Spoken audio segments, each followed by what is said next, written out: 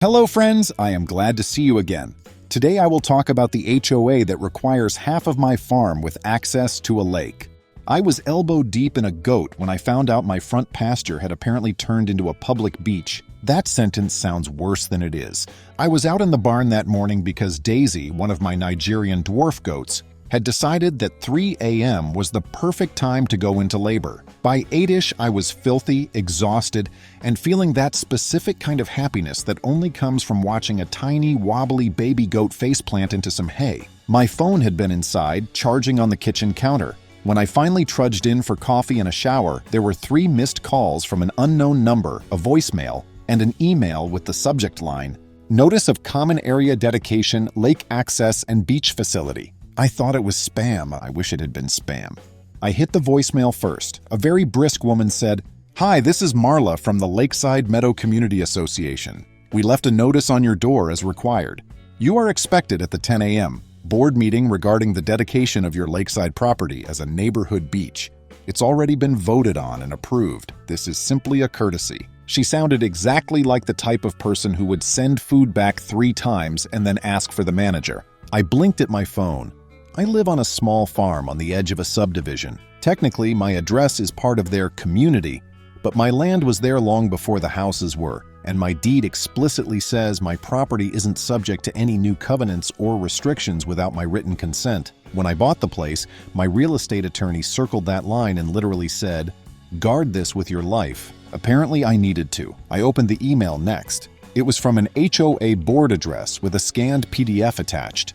In summary, it said the board had voted to annex the back half of my property, including my entire stretch of shoreline, to create a shared private beach and recreation area for the benefit of all association members. They even included a little sketch, my backfield shaded in, a cute row of cartoon beach chairs, and a dock sticking out into the lake where my old fishing pier currently stands. My name was on the affected owner line. The signature line where I was supposed to approve? Blank. Beneath that, though, it said, "Effective immediately upon board approval and county recording. Owner consent deemed given per Article 12.4. I had never heard of Article 12.4 in my life. I stared at the screen for a full minute, waiting for my brain to reboot. Here's the thing about me. I'm not a naturally confrontational person. I'm a veterinarian. I spend most of my days elbow deep in animals, not arguments. I like quiet, sunlight, and the kind of problems that can be solved with sutures and antibiotics. But I also grew up on a farm, and there are a few rules that get drilled into you early. You close gates when you open them. You don't touch what isn't yours, and you absolutely do not mess with somebody's land. So when I finally stopped blinking, I made coffee, took the fastest shower of my life, pulled on something less covered in goat birth, and walked out to my truck. The board meeting was at 10. It was 9:32. Their clubhouse is 3 minutes from my driveway. I brought the printed email with me. When I pulled up, the lot was already half full. People in athleisure and golf shirts milled around out front, sipping iced coffees and chatting. The clubhouse is one of those generic modern buildings with stone veneer and an overachieving fountain out front. Like it desperately wants you to know there are amenities here. Inside, a cluster of folding chairs was set up facing a long table where 5 people sat with nameplates. A banner on the wall said, "Lakeside Meadow Community Association, Spring Planning Session." There were maybe 30 residents scattered in the chairs, talking in low voices. I got a few looks. Muddy work boots and flannel stand out among pastel leggings, but I ignored them and walked straight up to the front. A woman in a coral blazer with an aggressively neat bob and a nameplate that read, "Marla President," looked up and smiled a tight little smile. "You must be Jordan," she said. "I am Jordan." I did not like that she already knew that without introducing herself. "We're actually just about to get started," she said, already dismissing me with her eyes. "If you could take a seat, we'll get to public comment at the end." "I'm not here for public comment," I said. I set the printed email on the table between us and tapped the part where it said, "Effective immediately." "I'm here because this says you've taken my land." Her smile didn't move, but her eyes did something I didn't like. "Oh, that?" she said, as if I was talking about a potluck sign-up sheet. "Yes, we're very excited about the lakeside improvements. It'll be such an asset for the community, and don't worry, you'll still be able to access your house. We're not unreasonable." I actually laughed. I couldn't help it. "My house?" I said. "You're shading half my farm on this little drawing. That's pasture. That's where my animals graze. That's how I access my barn. That's my dock. You can't just announce it's a common area. A guy down the table with a nameplate that said KIP Vice President leaned forward. We can actually, he said. Article 12.4 allows the board to designate and acquire common areas when it's for the benefit of the association. The membership already voted. 92% in favor. He said it like that was the end of the discussion. I picked up the packet they had stacked at the end of the table. Inside were glossy photos of a proposed beach facility, complete with a budget, some community survey results, and a map of the neighborhood. On the map, my property, Lot 1, was outlined. The part closest to the houses was white. The back half that touched the lake was colored in a cheerful blue. A label pointed at it. Parcel A, Lakeside Beach Common Area. Where did you get this map? I asked. Our planning committee prepared it with the developer's original plat, Marla said, patient in that way that really means I'm done explaining this. I took a deep breath. My land isn't subject to your covenants, I said. My deed predates this subdivision. It specifically says no new restrictions without my written consent. I never consented to anything. I never even heard about this until this morning. That got a little ripple from the audience. An older guy in a windbreaker a few rows back raised his hand. Wait, seriously? You didn't get a ballot or anything? Marla shot him a look. We'll get to comments after we go through the agenda. Then, to me, Jordan, your property is within the boundaries of the association. You benefit from our road maintenance, our snow removal, our security patrols. I pay the county for the road, I cut in. They plow my driveway at the same time they do the public road. I don't use your private streets. I'm pretty sure the only thing I've ever gotten from you is spam about paint colors. A few people snorted. Her smile was getting brittle now. Regardless, she said, the documents have been approved. We've already scheduled the contractor to start grading for the beach and parking area. They're breaking ground next week. We can't unwind that now. I felt my heartbeat in my ears. You might want to call them, I said very carefully, before they drive any equipment onto my land. Because if they cross my fence line without my written permission, that's trespassing. And if they damage so much as a fence post, I will bill the association for every penny and then some. Kip rolled his eyes. Look, this is getting a little dramatic, he said. You're outnumbered here. Everybody else wants lake access. It's selfish to hog it just because you happen to buy first. That word hog did something deep and unpleasant in my chest. I grew up watching my parents fight for years to keep their farm from being split up for a highway extension. They lost eminent domain. I watched a backhoe tear through the pasture where I'd learned to ride a horse. It did something to my dad. He was never quite the same after. I promised myself I would never let that happen to me. I'm going to say this once, I said, planting my hands on the table and leaning in enough that Marla had to sit back a little. I am not part of your association. You do not own 1 inch of my land. You cannot vote to take it. You cannot schedule contractors on it. You cannot even step on it without my permission. If you keep claiming you own it, I will treat that as fraud. Are we clear? For a second, the room was very, very quiet.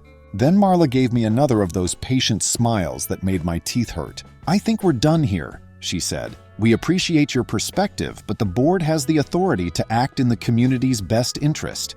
If you have a problem with that, you're welcome to retain counsel. Oh, I thought. Oh, I will. I didn't say anything else. I just gathered their little packet, folded it once, and walked out, feeling 30 pairs of eyes on my back.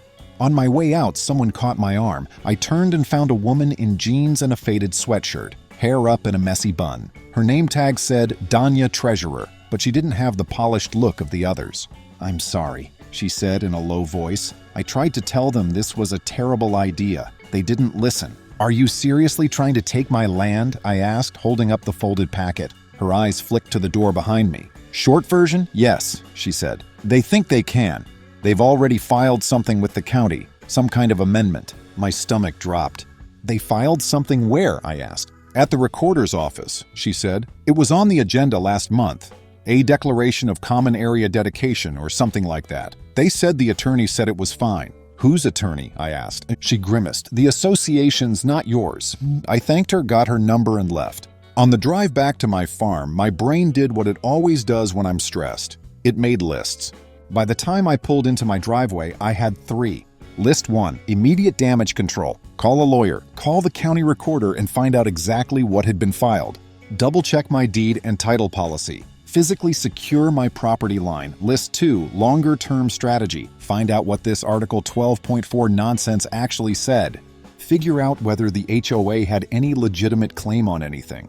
Figure out who else was annoyed enough at the board to be an ally. List 3, petty, slightly vindictive ideas I would never admit out loud. That list got long pretty fast. I parked by the barn and went straight to the old fire safe box in my office where I kept all the paperwork from when I bought the farm. The folder with my closing documents was fat and labeled in my own handwriting, "Do not lose ever." I flipped through until I found the warranty deed. There it was, in black and white, a description of my parcel by meets and bounds, the lakeshore, the fence line, and near the bottom, the line my old attorney had circled. Subject only to easements of record existing as of the date of this conveyance, and not subject to any homeowner association covenants, conditions, or restrictions enacted after said date without the express written consent of grantee or grantee's successors. I exhaled. Then I checked the date. My deed was recorded 8 years ago, before the subdivision was even platted. The HOA's declaration wasn't recorded until 2 years later. In other words, they had about as much legal claim to my land as a random person on the street. I pulled up the county recorder's website next. Our county is surprisingly modern. They have a searchable database online. I typed Lakeside Meadow Community Association into the grantor-grantee field and hit search. Pages of documents came up. I narrowed it by date to the last month, and sure enough, there it was. Declaration of Common Area Dedication, Parcels A and B, Lakeside Beach Facility. Grantee, Lakeside Meadow Community Association. I clicked it. A scanned, notarized document popped up. The legal description they'd attached made my blood pressure spike, because Parcel A was my property description. They had literally copied the meets and bounds from my deed and slapped it into their Common Area Declaration, as if I had just gifted them half my farm. The signatory line had Marla's name and title. The notary block said she'd sworn before a notary that she was the duly authorized representative of the owner of the property described herein. I took a screenshot and sent it immediately to my cousin Jenna with a simple caption, "Is this as illegal as I think it is?" Jenna is a real estate attorney in the city. She's also the only lawyer I know well enough to text before noon on a Saturday. She replied in about 30 seconds, "Call me, now." I did. "Okay," she said after I finished explaining. "First of all, breathe. They didn't magically take your land just because they recorded a piece of paper. Ownership doesn't transfer by wishing really hard and doodling beach chairs." "That's the legal term?" I joked weakly. "Pretty much," she said. "What they did, though, is potentially a big problem for them. That looks a lot like slander of title and recording a false instrument. Which is illegal where you are," she added, "civil and possibly criminal." I sat down hard. "So what do?" I asked. "Couple things," she said. "One, you're going to want a local attorney who does property litigation. I'll send you a couple names. 2, document everything. Every email, every voicemail, screenshots, photos of any signs they put up. 3, for now, do not touch that document at the recorder. Don't try to fix anything yourself. We want a clear paper trail." "What about the contractors?" I asked. "They said they're starting next week. If anyone sets foot on your land to do work, call the sheriff," she said, "not the non-emergency line. If they're actively damaging your property, call 911. You have a perfectly valid recorded deed. They have a piece of paper full of hot air. The officers may say civil matter, but at minimum, you'll get an incident report. Also, put up no trespassing signs every 50 feet, especially near the lake. Make it impossible for anyone to claim they didn't know it was private." I wrote all this down. "Jenna," I said, "yeah? How bad is this for them?" She paused, and I could practically hear her lawyer brain shifting gears. "Well," she said slowly, "if we can prove they knowingly recorded a false document claiming ownership of property they don't own, they could be liable for damages. If it clouded your title, affected your ability to use or sell your land, caused you emotional distress, all that. In some states, filing a false instrument is also a crime. That would be up to the prosecutor, but let's just say, if this goes the way I think it could, they're going to wish they'd stuck to arguing about mailbox colors." I like the sound of that. We hung up. I made another list, this one of local attorneys Jenna recommended, and started making calls. The second one I tried, a guy named Beaumont, yes, that's his first name, picked up, and after hearing the broad strokes, told me to email everything I had and come in Monday morning. I felt slightly less like throwing up. Then I grabbed a box of big, reflective, private property, no trespassing, no lake access signs I'd bought years ago and never had to use, loaded them and some fence posts into the side-by-side, and started driving my property line. It was early spring, the ground still a little soft from last week's rain. The lake was quiet and glassy, clouds reflected in it. The subdivision had been built mostly on the hill above my place, so from down by the water you could see rows of neat houses looking down like curious spectators. I stopped every 30 feet and pounded in a post, trying not to think about how ridiculous it was that I had to defend land I'd been mowing, fencing, and paying taxes on for almost a decade, because some people in Pastel wanted a beach. About halfway along my lakeshore, I saw movement up on the hill. A cluster of people stood on one of the back decks, watching me. I recognized Kip's tall, lanky frame and Marla's coral blazer, even at a distance. A couple other board members were with them, along with some neighbors. They just stood there, arms folded, like they were watching a particularly boring show. Fine, I put the last sign in extra straight. By the time I finished the circuit, it was afternoon. I went back to the house, checked on Daisy and her new babies, made myself a sandwich, and tried very hard not to refresh the county recorder website every 5 minutes. That's when the first email from a neighbor came in. Subject line, "Is this about the lake thing?" I opened it. "Hi, Jordan, we haven't officially met, but I'm Will. I live in the gray house on the corner by your driveway. I was at the meeting this morning and what the board is doing seems wrong. I thought you should know they've been talking about this for months and acting like you already agreed. I never saw your name on anything, though. If you need someone to confirm that for a lawyer or whatever, I'm happy to. Also, if there's a petition or something, I'll sign it." Attached was a photo he'd snapped of one of the slides at the meeting. It was that same map, my property half shaded as Parcel A, with text underneath saying, "Owner has agreed in principle to dedication of Lakeside Common Area. Final documentation pending." I stared at the sentence until the words started blurring. I had never agreed to anything in principle or otherwise. The last interaction I'd had with the HOA before that morning was an email 6 months ago, reminding me that, technically, my mailbox should match the ones in the subdivision. I'd replied with my deed attached, and "I'm not a member of your association. Please stop contacting me about compliance," and hadn't heard a peep since. Apparently, they had taken my silence not as no, but as "we'll just make it up." I sent Will a thank you reply and saved his email in the growing folder I'd labeled HOA Nonsense. Then I got a text from Danya. "Board group chat is blowing up right now. They're mad you made a scene. Also, they're saying you won't have a choice once the county recognizes the dedication. That's not how that works, right?" I took a steadying breath and called her. She answered on the first ring. "Hey," I said. "Besides the declaration, what else have they actually filed or approved?" She sighed. "They did a budget amendment to reallocate funds to the beach project. They hired a landscaping company to clear brush and prepare shoreline, and they authorized applying for some kind of small grant from the state for community recreation improvements." "Using my land as the community recreation?" I asked. "Yep," she said. "They keep saying it's underutilized, and that it's unfair that only you have lake access from the neighborhood. They've been hyping it up to the residents for weeks. There's even a sign up at the clubhouse, future site of Lakeside Meadow Private Beach." I pinched the bridge of my nose. "Danya," I said, "I don't think you're personally on the hook here, but you should probably talk to your own attorney. Because what they did with that declaration, my cousin says it could be a crime." She was quiet for a moment. "I knew it felt wrong," she said. "I asked them like 3 times if you'd signed anything. Marla kept saying, 'We've got it under control. The attorney says it's fine. I never saw your signature. I thought maybe you'd signed something at closing, like an option or easement.' I definitely did not," I said.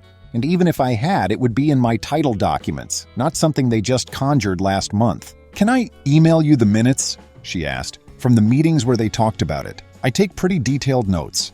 Might help to show what they knew and when." "Yes," I said. "Please, and maybe don't mention to them that you're sending them." "Don't worry," she said. "They already act like I'm invisible unless they need me to write a check." That made me like her a little more. By the time the sun started going down, I had a neat digital pile of ammo. Copies of the declaration, screenshots of the future beach hype, emails from residents, and meeting minutes showing the board knew I hadn't actually signed anything when they told the membership I had agreed in principle. That night I slept badly. I kept having dreams of backhoes digging up my pasture and kids leaving snack wrappers all over the dock. Sunday, I did what I always do when I'm stressed. Chores. Animals don't care about legal drama. They need hay and water and someone to pull burdock burrs out of their tails. It helps. Around noon, I heard a car door slam up by the house. I came around the side of the barn just in time to see Marla standing in my driveway, looking around like she expected an attendant to appear. She had a folder in one hand and her phone in the other. Behind her, a silver SUV idled at the end of the gravel. The driver was a guy in a polo shirt I didn't recognize. I wiped my hands on my jeans and walked up. "Can I help you?" I asked. She flinched like she hadn't expected me to appear from the side yard. "Oh good, you're here," she said, recovering. "We just wanted to touch base quickly.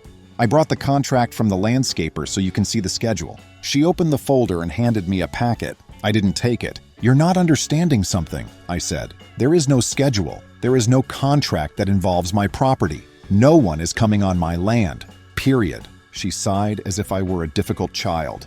"The board has already made the decision," she said. "We're trying to be reasonable and include you in the process, but you don't have veto power over what's best for the neighborhood. What's best for the neighborhood doesn't involve taking land you don't own," I said. "I've talked to an attorney. You have no authority here. Any contractor you send will be trespassing." Her eyes flashed. "You talked to an attorney," she repeated. "Well, so did we. And our attorney said you're within the association boundaries, and that means you're subject to our documents, whether you like it or not." I shook my head. "Your attorney is wrong," I said, "or you didn't tell them the whole story. Either way, that'll come out." Behind her, the guy in the polo shirt got out of the SUV and walked up. He had a clipboard and a company logo on his chest. "Everything okay?" he asked. "Perfectly fine," Marla said before I could answer. "This is just the owner. They're a little confused about the details. You can start by flagging the tree line down by the water." He nodded and started to step around her toward my backyard. I stepped in front of him. "No, you can't," I said. "This is private property. You are not authorized to do any work here." He blinked, confused, and looked between me and Marla. Ma'am," he said to her, "you said the association owned this section." "We do," she said. "It's already been recorded. She's just being difficult." I could feel my heart pounding again. "Do you have a copy of the survey and deed showing the association owns this land?" I asked him. "Because I have mine inside, and I promise you it says my name, not theirs. If you start work here after I've told you to leave, I will call the sheriff. You will be trespassing. You personally, not just your company." He paled a little. "Ma'am," he said to Marla again, "I'm gonna need something in writing before I start. Our insurance doesn't want us on disputed property." "It's not disputed," she snapped. But he was already backing away. "Look, I can't get in the middle of this," he said. "Call me when you've got it sorted out." He got back in his SUV and drove away. I almost felt bad for him. Almost. Marla watched him go, then turned back to me, her carefully maintained composure cracking at the edges. "I don't know what you think you're doing," she said, low and tight. "You can't stop this. The community will not accept you blocking access to the lake. We have legal counsel. We have a recorded declaration. You're just one person." "And this is just my land," I said, "which you do not own. You've been told that multiple times now. So let me make something very clear. If you keep telling people the association owns my property, if you keep filing false documents, if you cause me so much as $1 of damage, I will take it out of your budget, your reserves, and if necessary, your personal assets. This stopped being about a beach the second you lied under oath at the recorder's office." Her face went white. "I did not lie," she said, a little too quickly. "Our attorney prepared that document.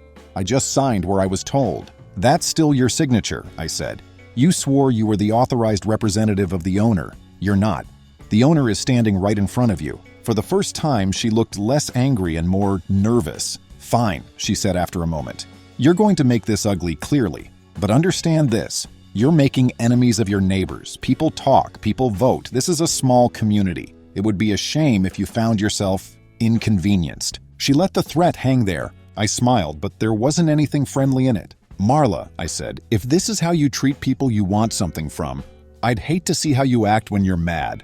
Now get off my property." She opened her mouth like she was going to argue, then apparently thought better of it. She turned on her heel and stalked back to her car. The SUV did a little spray of gravel as it pulled away.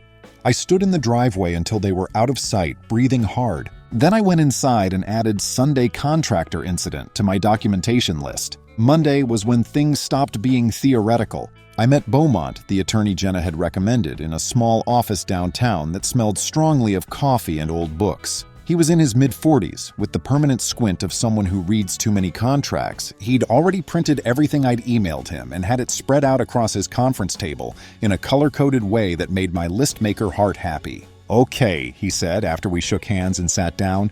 "Short answer, your cousin is right. This is bad. Not for you," he added quickly. "For them." He tapped the declaration with his pen. "This document is garbage. The association doesn't own your land, never has. They can't unilaterally make themselves the owner by recording a declaration. At best, this clouds your title, which is a problem. At worst, it's an intentional attempt to interfere with your property rights.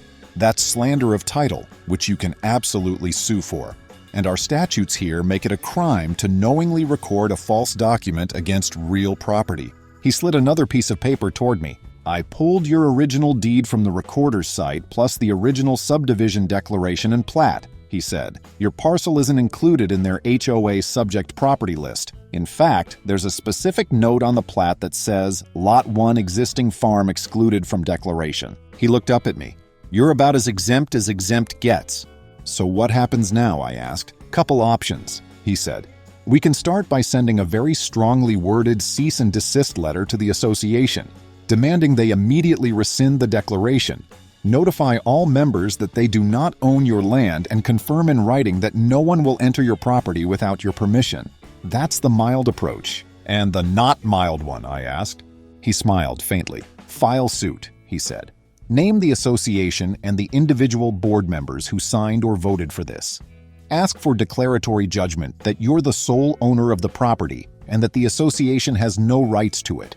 Add claims for slander of title, trespass if they come on your land, intentional infliction of emotional distress if we want to get spicy, request damages, attorney's fees, and an order compelling them to correct the county records.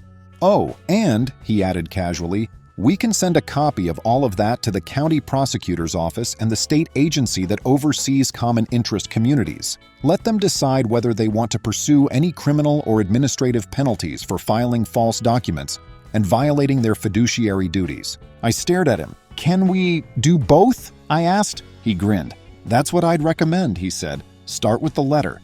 Give them a chance to back down gracefully. If they don't, we hit the big red button." I like this man. We spent the next hour going over timelines, costs, and likely outcomes. He was honest about it. Litigation could take months, maybe longer. It would be stressful. The association would almost certainly try to paint me as the unreasonable one. "But the law is very much on your side here," he said. "Judges tend not to like it when HOAs get too big for their britches, especially when they start pretending they own land they don't." When I left his office, I felt something I hadn't felt since this whole mess started. Calm. Not because it was over, it very much wasn't, but because I had a plan and someone in my corner who knew the rules of this particular game better than I did. On my way home, my phone buzzed with a text from Will again. "You might want to drive past the clubhouse," it said. "They put up a new sign. You're not going to like it." Curiosity won. I swung by, and on the grassy hill just beyond the clubhouse parking lot, a big banner had been staked into the ground. "Coming soon, Lakeside Meadow, private beach, summer fun for the whole family." At the bottom, in smaller letters, "Access via new trail along existing farm property. Please respect posted signs until opening." The existing farm property was me. I took a photo. Then another from a different angle in case anyone later tried to say it said something else. When I pulled into my driveway 15 minutes later, there was a car already parked there. Danya sat on my porch steps, holding a reusable coffee cup and looking like someone who'd stared too long at a spreadsheet and not enough at a window. "Hope you don't mind," she said when she saw me. "I texted you, but I think you were driving." "It's fine," I said. "I just came from my lawyer. You want to come in?" She nodded and followed me inside. My kitchen is not magazine ready. There was clean laundry on one chair and a stack of mail on the counter. Danya didn't seem to care. She sat down at the table and pulled a folder out of her bag. "I brought the minutes," she said, sliding it over to me. "From all the meetings where the beach thing came up." I highlighted the important parts. I opened it. Her notes were meticulous, down to who motioned what and how many people raised their hands. The first mention of my property was from 4 months ago. Board discusses potential acquisition of lakeside portion of Lot 1 for community beach. President states owner is on board conceptually, just needs details. Vice President notes beach would be major selling point for future buyers. Treasurer asks if any written agreement exists yet. President replies, "We'll get it." Danya had highlighted owner is on board conceptually and written in the margin, "To my knowledge, not true." Later entries showed them voting to proceed with dedication and authorize President to sign necessary documents. There was a note where someone asked, again, whether I'd actually signed anything. President states, "We have implied consent, they're not opposed." I snorted. "I'm very opposed," I said. "I know," Danya said. "That's why I'm here. Look, I joined the board because I thought I could help keep fees down and stop dumb decisions. I didn't sign up to be part of whatever this is." "Property theft?" I suggested. She winced. "That." We talked for a while. She told me about the dynamics on the board, how Marla basically controlled everything and used the association's attorney as her personal legal hotline, how most of the members didn't understand the documents and just went along with whatever sounded good for property values. "How many people actually know they don't own my land?" I asked. "Before you showed up at the meeting," she said. "Probably just the board. Everyone else honestly believes you agreed. They've been told you're getting some kind of tax break for donating part of your land." I almost choked on my tea. "A tax break?" I repeated. "I'm the one paying the taxes on it." "I know," she said. "That's what happens when people only hear one side." She hesitated, then added, "Also, you should know, there's a rumor going around that you got your farm at some crazy discount from the developer in exchange for future cooperation." I blinked at her. "I bought this place from an old couple who wanted to retire to a condo," I said. "The developer didn't even exist yet. I paid full market value and then some." "What on earth?" She held up a hand. "I know," she said. "I'm just telling you what they're saying. If this blows up bigger, and I think it will, you should be ready for them to try to make you look like the greedy one." It was weirdly comforting to have someone on the inside confirm what I already suspected. Before she left, she paused on the porch. "For what it's worth," she said, "I think you're doing the right thing. If they can get away with this with you, they'll push farther next time. They already talk about standardizing people's sheds and fencing. Half the board sees anything not nailed down as a potential amenity." "That's horrifying," I said. She laughed without humor. "Welcome to my weekends." That night, Beaumont emailed me a draft of the cease and desist letter. It was a thing of beauty. Very polite, very formal, and absolutely devastating. It laid out, point by point, why the association had no legal interest in my property, cited statutes about false documents and slander of title, and gave them 10 days to record a release of the declaration, notify all members in writing that the beach project on my land was canceled because they never had my consent, confirm that no one would enter my property without my written permission. If they didn't, it said we would proceed with all available legal remedies without further notice. He copied the association's attorney on it. Filing suit felt like pulling a fire alarm, sudden noise, scrambling, and people insisting I was overreacting, but the building really was on fire. Beaumont's complaint asked the court to confirm I alone owned my lakefront, to hit the HOA for slander of title and trespass, and to name the board members who signed that fake common area declaration. When the process server started handing out envelopes, the neighborhood group chats lit up. Overnight, I went from weird farm neighbor to the reason we might all be in court. The board tried to spin it with a glossy flyer calling me greedy and warning people not to engage with this individual. I answered with a plain letter and copies of my deed and the plat that literally says existing farm excluded from declaration slid under storm doors. No ranting, just proof. Beaumont got us a court order freezing everything. The judge told the HOA not to touch, use, or claim my land until she decided. Instead, the board staged a preview beach day on my shoreline like a crowd would turn trespass into tradition. I called the sheriff, handed the deputy my deed and the order, and listened while he explained injunction and contempt of court. The beach party evaporated. People started apologizing to me on the walk back up the hill. After that, the consequences snowballed. The state yanked back a recreation grant when it learned the HOA had sworn it owned my land. An auditor opened an inquiry. In depositions, Marla admitted she'd never seen my signature on anything and had treated a casual "I like my privacy" comment as agreement in principle. Kip admitted he'd never checked the plat and just assumed my farm was common area because it looks like it from the decks. The judge later granted a stronger injunction and, in careful language, made it obvious she did not see a universe where the HOA ended up with rights over my parcel. Their insurance carrier apparently agreed, because a few weeks before trial, the association came to mediation ready to fold. The deal we signed was simple and satisfying. They recorded a release and disclaimer at the county saying they had no ownership, easement, or access rights over my land, and that their previous declaration was void. They recorded a non-annexation agreement promising my farm will never be dragged into the HOA. They paid all my attorney's fees plus damages for slander of title and trespass. The state made them repay the grant, with penalties and a special assessment followed.